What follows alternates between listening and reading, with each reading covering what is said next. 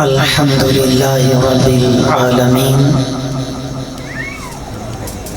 الصلاة والسلام على أشرف الأنبياء والمرسلين أما بعد فأعوذ بالله من الشيطان الرجيم بسم الله الرحمن الرحيم قد جاءكم من الله نور وكتاب مبين آمنت بالله صدق الله العظيم قال النبي صلى الله عليه وسلم أنا من نور الله والخلق كلهم من نوري آمنت بالله صدق الله العظيم إن الله وملائكته يصلون على النبي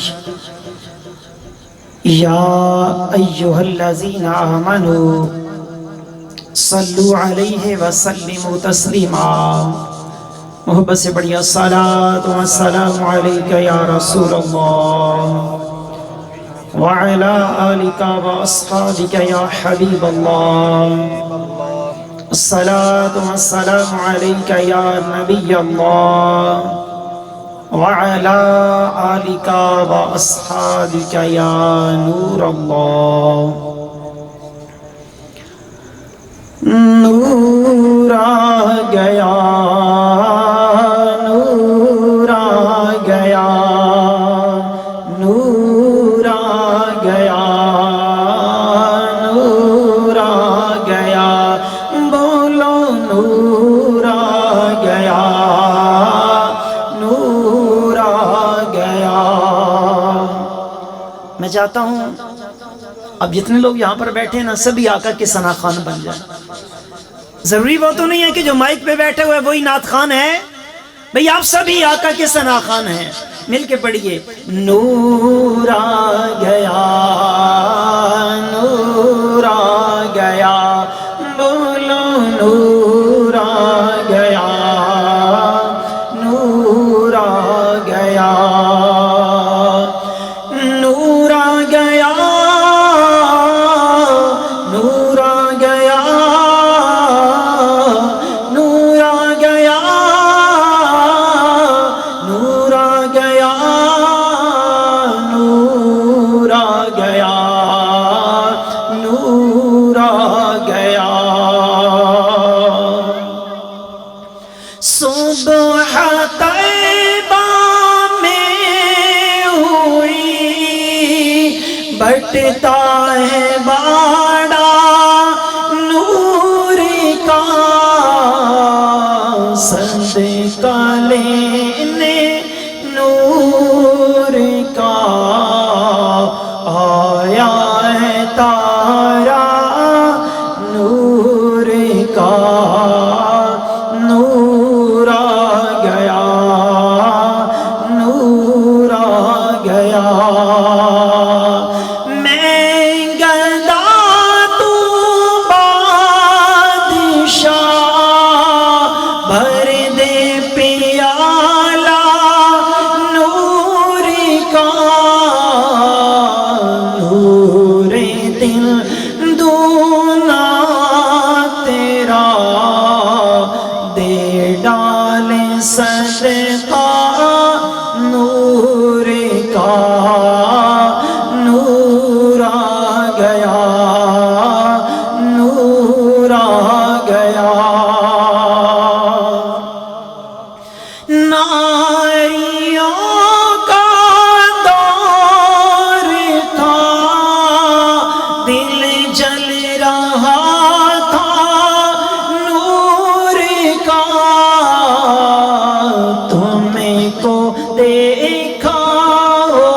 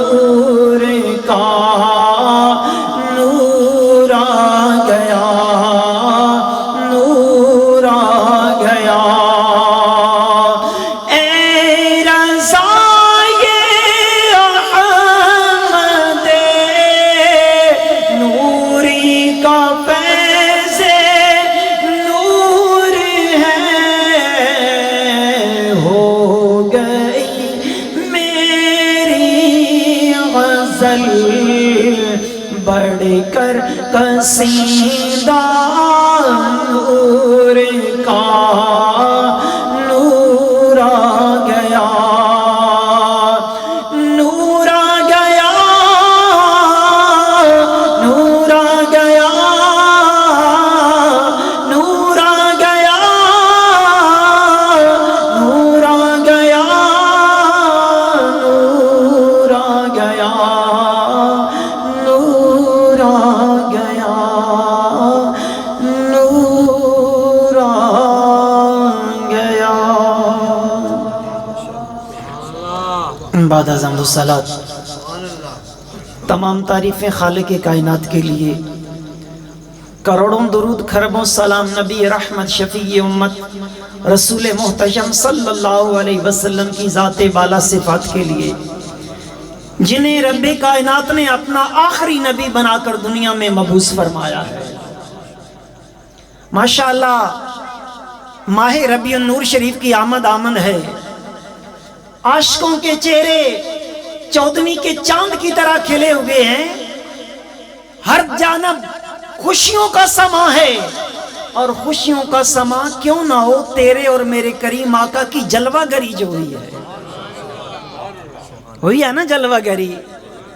وہ کہنے والے نے کہا تھا فلک خوبصورت سجایا نہ ہوندا کسے شہدوی ایتھے سایہ نہ ہوندا، نہ اے عرش کرسی تے نہ چن تارے، شب و روز دے نہ ہوندے نظارے، اگلاں دے کسے نہ آدم نہ حوا نہ یعقوب یونس نہ یوسف زلیخا، نہ تختاں تے تاجاں دے سلطان ہوندے، نہ محلاں دے والی نہ دربان ہوندے، کوئی جنوں بشرتے نہ کوئی پرندہ، حیاتی مماتی نہ مویا نہ زندہ، نہ میلاد ہوندے، نہ اے نعت خوانی ثنا خوان ہوندے، نہ اے خوش بیانی، نہ ربیع الاول دا ہوندا مہینہ، کون جاندا سی او مکہ تے اے مدینہ، عرشی نہ فرشی خاکی نہ نوری، زمانے تے کچھ بھی نہ ہوندا ضروری، کسے شہدہ بھی ایتھے سایہ نہ ہوندا جے رب نے محمد بنایا نہ ہوندا۔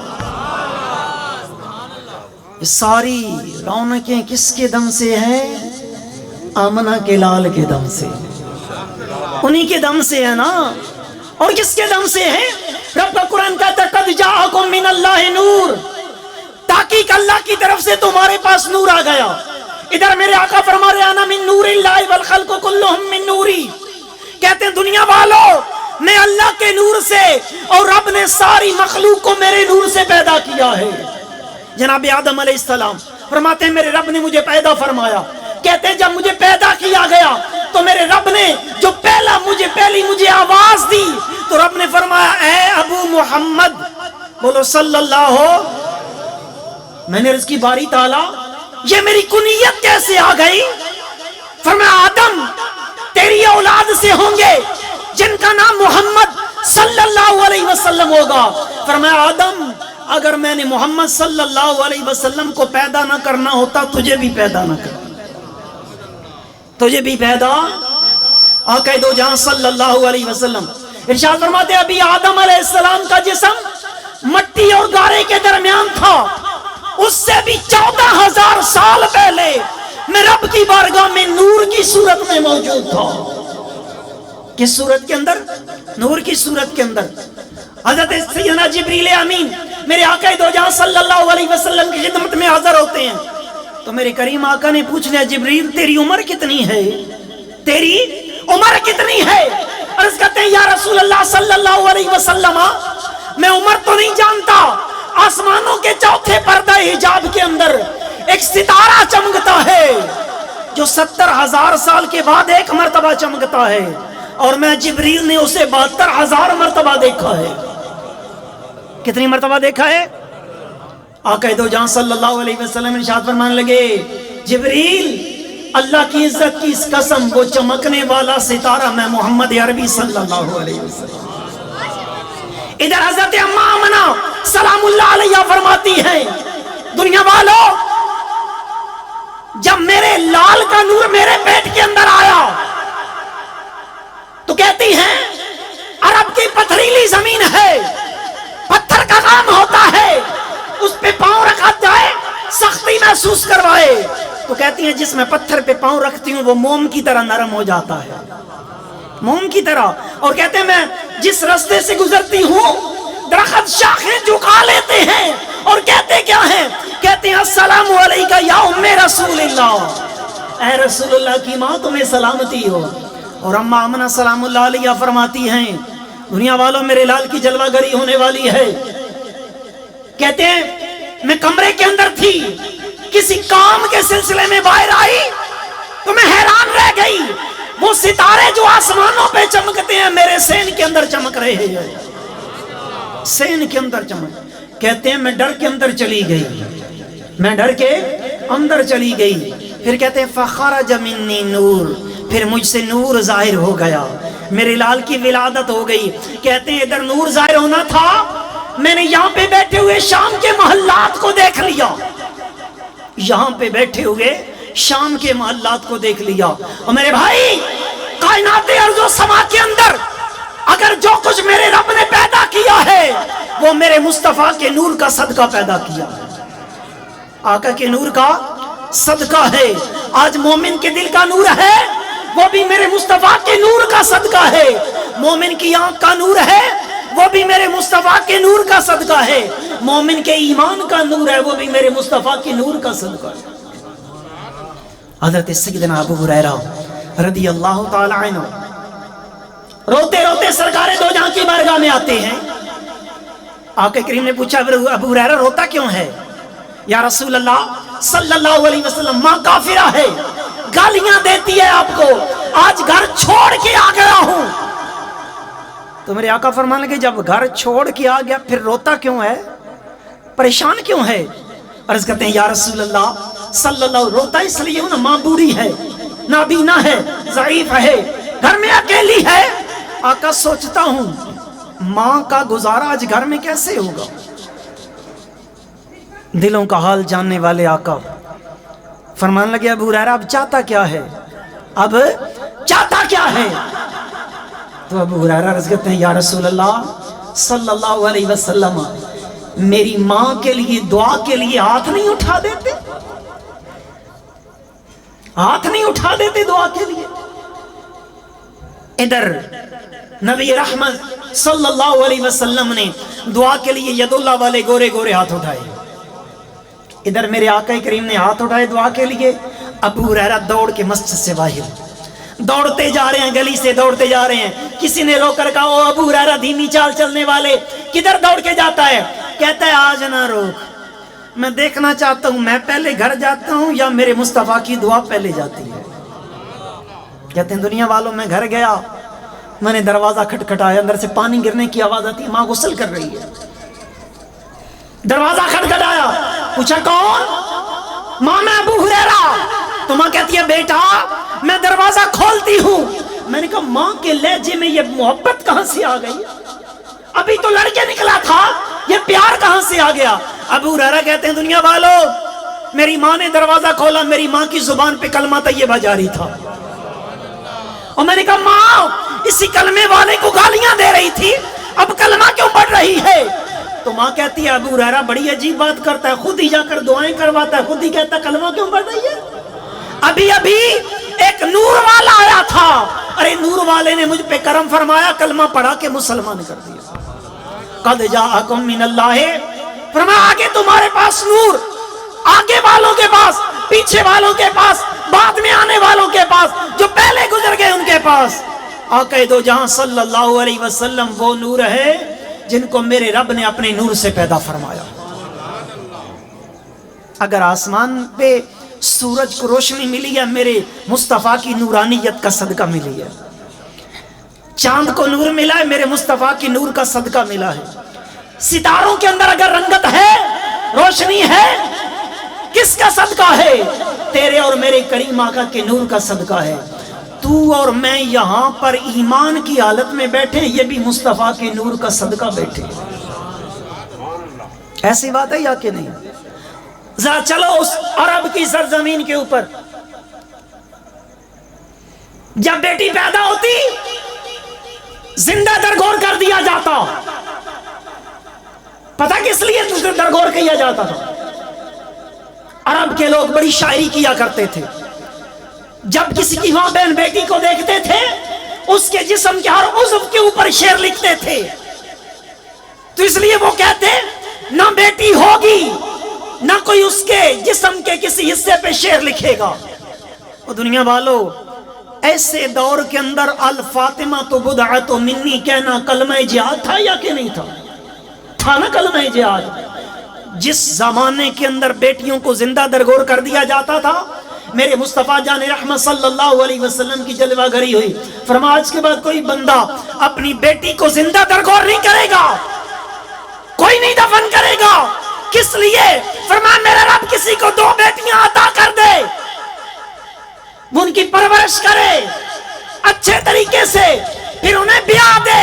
فرمایا قیامت کے دن جب وہ آئے گا اس کے اور میرے درمیان اتنا ہی فاصلہ ہوگا جتنی یہ 2 انگلیوں کے درمیان فاصلہ ہوگا. اتنا ہی فاصلہ ہوگا، اتنا ہی فاصلہ. وہ ایک عربی آیا نا، دیہاتی آدمی، یا رسول اللہ صلی اللہ علیہ وسلم 2 باتیں ایسی ہیں جو بھولتی نہیں ہیں. ایک بات جب سوچتا ہوں تو ہنسی نہیں رکتی، اور دوسری بات جب سوچتا ہوں تو اشک نہیں تھمتے. اس عربی نے بیان کرنا شروع کیا، یا رسول اللہ صلی اللہ علیہ وسلم ہم بتوں کو پوجتے تھے، میں نے سفر پہ جانا تھا تو اب مجھے خدا بھی چاہیے تھا جس کو میں ساتھ لے کے جاتا تاکہ پوجا پاٹ بھی چلتی رہتی. کہتا ہے کہ اب پتھر کا اٹھاتا تو بھاری ہو جاتا. یا رسول اللہ صلی اللہ علیہ وسلم میں نے جو کا آٹا لیا، آٹے کا بت بنایا، خدا جھوٹا، اور اپنے ساتھ لے کے چل گیا. کہتا ہے یا رسول اللہ صلی اللہ علیہ وسلم جتنا عرصہ میرا سفر کا ارادہ تھا، جتنا میرے پاس راشن تھا، راشن ختم ہو گیا، سفر طویل ہو گیا، 2-3 دن بھوک کاٹی. جب برداشت نہ ہوا تو میں نے اس بت کو توڑا، اس پہ پانی ڈالا، گوندا، اور گوند کے روٹی پکا کے کھا گیا. یا رسول اللہ جب یہ بات سوچتا ہوں تو ہنسی نہیں رکتی. دوسری بات، یا رسول اللہ صلی اللہ علیہ وسلم جب میں گھر سے گیا تھا میری بیوی حاملہ تھی. میں نے کہا اگر میرے گھر میں بچی پیدا ہو اسے قتل کر دینا، اگر بیٹا پیدا ہو اسے زندہ رکھ لینا. کہتا ہے یا رسول اللہ صلی اللہ علیہ وسلم میں عرصے کے بعد گھر آیا، میں نے زوجہ سے پوچھا کیا ہوا تھا گھر میں. اس نے کہا بیٹی پیدا ہوئی تھی، ہم نے اس کو دفن کر دیا، مگر ایک بچی کو میں اکثر اوقات اپنے گھر کے اندر دیکھتا. میں پوچھتا کون ہے یہ، تو جھوٹ بولتی پڑوسن کی بچی ہے. مگر کہتا ہے یا رسول اللہ صلی اللہ علیہ وسلم ایک دن میں نے بیوی پہ سختی کی، میں نے کہا بتا یہ کون ہے. میری زوجہ مجھے کہنے لگی میرے سرتاج یہ تیرے نطفے کی پیداوار، یہ تیری بیٹی ہے. ماں تھی نا ماں، کیسے اپنی بیٹی کو قتل کر دیتی. تو کہتا میں نے کہا اسے تیار کر، ہم دعوت پہ جا رہے ہیں. میں نے بیٹی کو ساتھ لیا، وہ چند سال کی ننھی سی بچی تھی. کسی اٹھا لی، جب ریگستان میں پہنچا نا میں نے گڑھا کھودنا شروع کر دیا. گڑھا کھودتا جا رہا ہوں، کھودتا جا رہا ہوں. یا رسول اللہ صلی اللہ علیہ وسلم میرے ماتھے پہ جب کبھی پسینہ آتا نا، وہ ننھی سی بچی اپنے ننھے ننھے ہاتھوں سے اپنے دوپٹے کا پلو لے کر میرے ماتھے سے پسینہ صاف کرتی. یا رسول اللہ صلی اللہ علیہ وسلم جب میں بچی کے قد کے مطابق گڑھا کھود چکا، میں نے بچی کو سر کے بالوں سے پکڑا، پکڑ کے اس انداز سے اچھالا میری بچی گڑھے میں گر گئی. یا رسول اللہ صلی اللہ علیہ وسلم میں نے مٹی ڈالنا شروع کر دیا. میری بیٹی مجھے واسطے دیتی رہی، میری بیٹی آؤ فغاں کرتی رہی. میری بیٹی مجھے کہتی ابا مجھے مت ماریے، کچھ نہیں مانگوں گی آپ سے، لوگوں کے گھروں میں کام کر کے گزارا کر لوں گی. یا رسول اللہ مجھے رحم نہیں آیا، میرے دل میں ایمان جو نہیں تھا. آقا میری بچی چیختی رہی، میری بچی چلاتی رہی، مجھے واسطے دیتی رہی، ہاتھ جوڑتی رہی. یا رسول اللہ صلی اللہ علیہ وسلم میں نے اپنی بچی کو دفن کر دیا. آقا جب یہ بات یاد آتی ہے آنسو رکتے نہیں ہیں. آقا کوئی میری بخشش کی صورت ہو سکتی ہے؟ فرمایا اس جگہ کا پتہ تو جانتا ہے جہاں پہ تو نے بچی کو دفن کیا تھا؟ یا رسول اللہ صلی اللہ علیہ وسلم یاد ہے مجھے. فرمایا چل میں تیرے ساتھ چلتا ہوں. کائنات کے تاجدار چل پڑے, اس جگہ پہ پہنچے, پیچھے کھڑا ہو گیا. یا رسول اللہ یہاں پہ بچی کو دفن کیا تھا. میرے آقا دو جہاں صلی اللہ علیہ وسلم نے فرمایا قم باذن اللہ, اللہ کے حکم سے زندہ ہو جا. روایات میں آتا ہے بچی اپنے کپڑے جھاڑتی ہوئی زندہ ہو گئی. میرے آقا دو جہاں صلی اللہ علیہ وسلم نے ارشاد فرمایا بیٹی مجھے پتا ہے تجھے کسی گناہ کی پاداش میں قتل نہیں کیا گیا. قیامت کے دن ہر بچی سے پوچھا جائے گا بتا تجھے کس گناہ کی پاداش میں قتل کیا گیا. مجھے پتا ہے تو بے قصور ہے, مگر اب یہ بتا اللہ کا نبی تیرے باپ کا سفارشی بن کے آیا ہے, معاف کرے گی اپنے باپ کو یا نہیں کرے گی؟ عرض کرتی ہے سونیا آپ نے بڑا کرم فرمایا, آپ تشریف لے آئے, آپ گواہ بن جائیں میں نے اپنے باپ کو معاف کر دیا. انسانیت پہ ایسا دور گزرا ہے کہ اپنی بچیوں کو زندہ درگور کرتے تھے. آج اگر بیٹی کو مقام ملا ہے مصطفیٰ کی آمد کا صدقہ ہے, وہ عکاس کی منڈی لگتی, لوگ چیزیں بیچنے جاتے, کوئی کہتا گندم لے لو, کوئی کہتا جو لے لو, کوئی کہتا آٹا لے لو.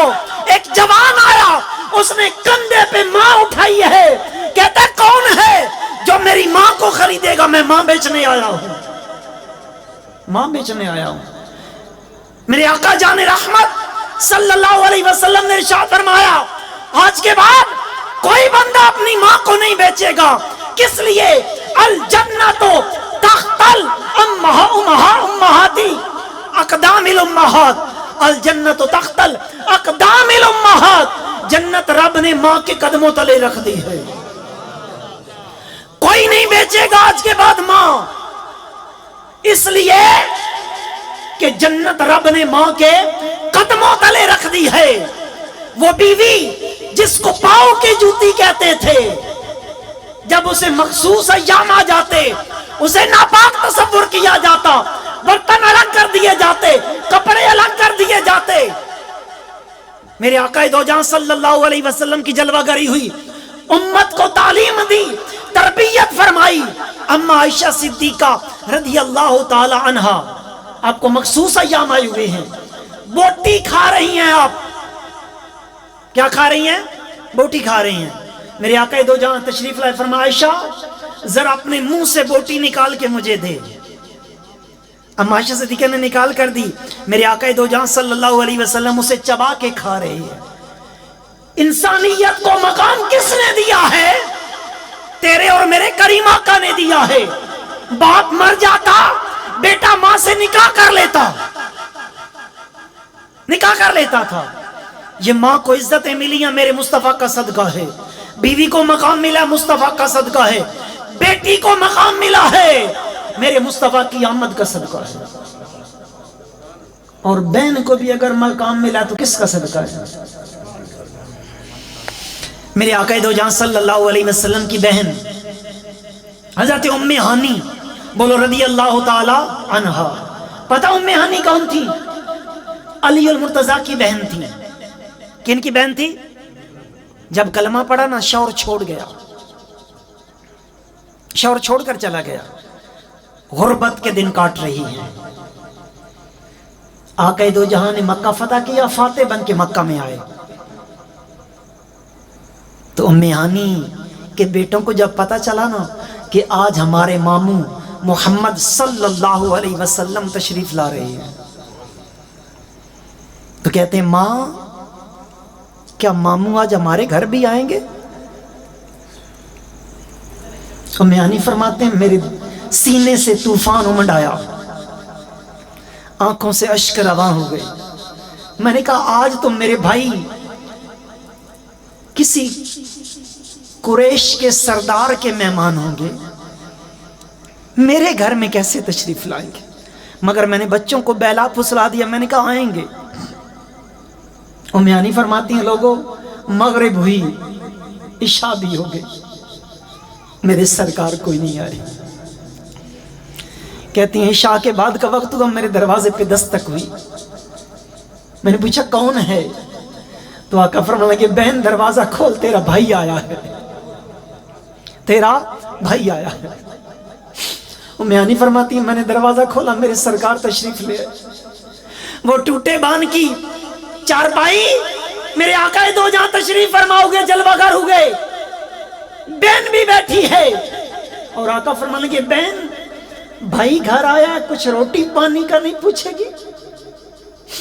میانی فرماتی ہیں دنیا والوں میرے گھر میں تو غربت کے ڈیرے تھے، میں نے وہ سوکھی روٹی کے ٹکڑے لیے، پانی کا گلاس سامنے رکھا، اور آقا دو جہاں کی خدمت میں جب پیش کیا نا تو میرے سرکار صاحب معراج صلی اللہ علیہ وسلم وہ سوکھی روٹی کے ٹکڑے اٹھا کے نا پانی میں بھگو کے کھا رہے ہیں، اور کہتے ہیں میری بہن سنا تیرا کیا حال ہے، میری بہن سنا بچے کیسے ہیں، میری بہن سنا کیسی گزر رہی ہے۔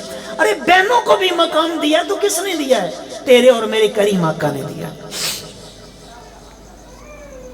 اس کائنات کے اندر جتنی رونقیں ہیں میرے مصطفیٰ کی آمد کا صدقہ ہے یا کہ نہیں ہے؟ سب کچھ یہ آمد مصطفیٰ کا صدقہ ہی تو ہے۔ تو اور میں یہاں پر مل کے بیٹھے ہیں، یہ بھائی چارے آپس کے اندر ہیں، کس کا صدقہ ہے؟ اس وقت تو حال یہ تھا، دو قبیلے گھاٹ پہ چلے جاتے پانی پلانے کے لیے جانوروں کو، کوئی اگر قبیلہ پہلے پلا لیتا پانی اپنے جانوروں کو، جنگ شروع ہو جاتی، اور کتنی جنگ رہتی، کئی نسلیں ختم ہو جاتی۔ مگر پھر ایک وہ بھی موقع آیا، غزوہ کا موقع ہے، تو مجاہدین زخمی حالت میں پڑے ہیں، ایک صحابی پانی پلانے کے لیے آتا ہے، تو وہ جو زخمی ہے وہ کہتا ہے کہ بھائی اگلے صحابی کو پلا، اگلا زخمی مجھ سے زیادہ پیاسا ہے۔ پھر اگلے کے پاس وہ بھیجتا ہے، وہ اگلے کے پاس بھیجتا ہے، کہتا ہے جب میں آخری کے پاس پہنچا اس نے کہا پہلے والا زیادہ پیاسا ہے اسے پلاؤ۔ تو کہتا ہے صحابی جب میں مڑ کے پہلے کے پاس آیا تو سارے جام شہادت نوش کر چکے تھے۔ یہ محبتوں کے جام کس نے پلائے تھے؟ یہ دل میں ہمدردیاں کس نے جگائی تھی؟ یہ محبت کس نے دی تھی؟ یہ آمنہ کے لال نے عطا فرمائی تھی، انہوں نے عطا فرمائی ہے نا۔ آج تو اور میں مل کے بیٹھے ہیں، مصطفیٰ کا میلاد منا رہے ہیں، اور بخت والے ہوتے ہیں وہ لوگ جو آقا کی آمد کے جشن کرتے ہیں۔ آج ملک ندیم صاحب اور سرمد صاحب یہ مقدر کے سکندر ہیں جنہوں نے اپنے گھر کے اندر میلاد مصطفیٰ کی محفل کو سجایا ہے، اور بخت والے سجاتے ہیں نا۔ یاد کرو اس وقت کو جب آقا دو جہاں صلی اللہ علیہ وسلم کی مکہ کے اندر آمد ہوئی تھی، وہ بنی نجار قبیلے کی بچیاں وہ چھتوں پہ چڑھ گئی تھی، دف بجا رہی تھی، اور کیا کہتی تھی کہ ہم ہیں بچیاں نجار کے عالی گھرانے کی، اور خوشی ہے آمنہ کے لال کے تشریف لانے کی۔ تو پتہ چلا مصطفیٰ کی آمد کے جو جشن مناتے ہیں وہ عام لوگ نہیں ہوتے، وہ عالی گھرانے کے ہوتے ہیں۔ ہم ہیں بچی، ہم کہتی ہیں کہ ہم کوئی دنیا والوں عام بچیاں نہیں ہیں، ہم تو عالی گھرانے کی ہیں۔ اور کس لیے یہ دف بجا کر خوشی کا اظہار کیوں کر رہی ہیں؟ اس لیے کہ آج کملی والے کی آمد ہو رہی ہے۔ تو اس لیے جو بخت والے ہوتے ہیں وہ اپنے گھروں کے اندر محفل میلاد کا انعقاد کرتے ہیں، وہ مصطفیٰ کی آمد کے جشن مناتے ہیں۔ آج پوچھتے ہیں کہاں لکھا ہے؟ لکھے کی کمی نہیں ہے، علماء نے کتابیں بھر دی ہیں، مگر مجھے ایک بات تو بتاؤ، ماں کا بیٹا 7 سمندر پار سے آ رہا ہو بیرون ملک سے، تو ماں مفتی کے پاس جائے گی فتویٰ لینے کے لیے کہ مجھے ذرا فتویٰ لکھ کر دو کہ میں مٹھائی لے کے آؤں یا نہ لے کے آؤں؟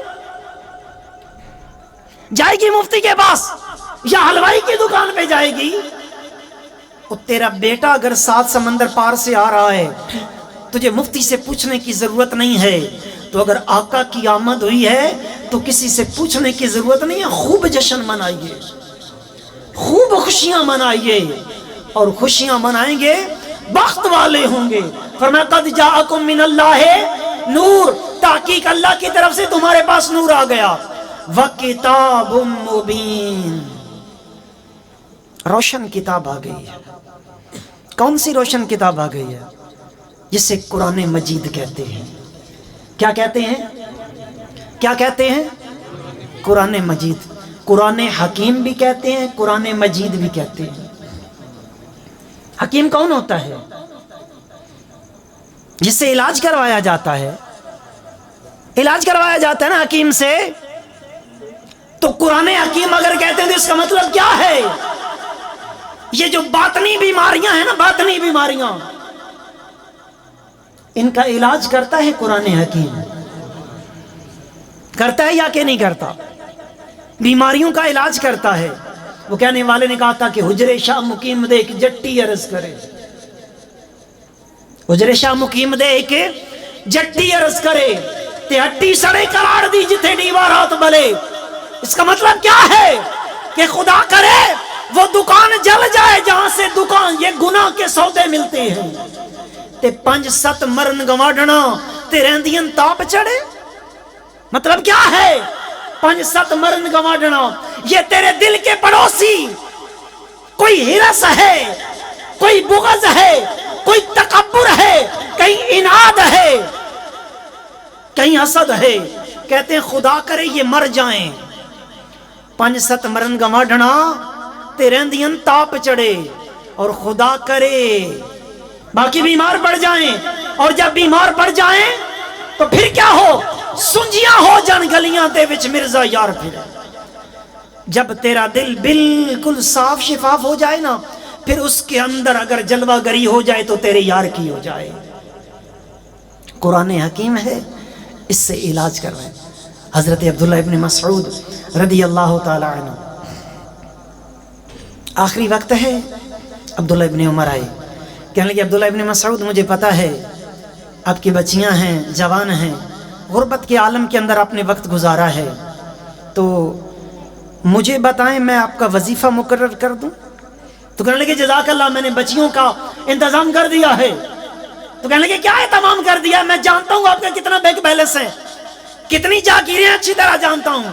تو کہنے لگے نہیں، میرے آقا دو جہاں صلی اللہ علیہ وسلم نے ارشاد فرمایا جس گھر میں سورہ واقعہ پڑھی جاتی ہو اس گھر میں فاقہ نہیں آتا۔ تو کہنے لگے میں نے اپنی بچیوں کو سورہ واقعہ یاد کروا دی ہے، پڑھنے کی عادت بھی بنا دی ہے، جس گھر بھی جائیں گی روزانہ سورہ واقعہ پڑھیں گی، ان کے گھر میں کبھی غریبی نہیں آئے گی۔ آج کون قرآن پڑھتا ہے؟ بیٹی کی شادی کرنی ہے، اس کے گلے کو بھی زیور سے سجا دیا، کانوں کو بھی سجا دیا، بازوؤں کو بھی سجا دیا، ماتھے کو بھی سجا دیا، مگر ایک اس کے دل کو نور قرآن سے نہیں سجایا۔ کہتے ہیں کہ میں نے منت مانی، میری گھر اولاد نہیں ہوتی تھی، میں نے کہا یا اللہ مجھے بیٹی دے دے، کائنات کی ہر چیز میں اسے جہیز میں دوں گا۔ کہتے ہیں رب نے بیٹی دے دی، اب جوان ہو گئی، غربت کے ڈیرے، میں پریشان ہو گیا کیسے اس کو ہر چیز جہیز میں دی جائے۔ تو کہتے ہیں میں کلہ والے کے پاس گیا، میں نے کہا حضرت بڑا پریشان ہوں، میری رہنمائی فرمائیں۔ تو کہنے لگے پریشان کیوں ہوتا ہے؟ تو اپنی بیٹی کو جہیز کے اندر اللہ کا قرآن دے دے جس کے اندر کائنات کی ہر چیز موجود ہے، اپنی بیٹی کو رب کا قرآن دے دے۔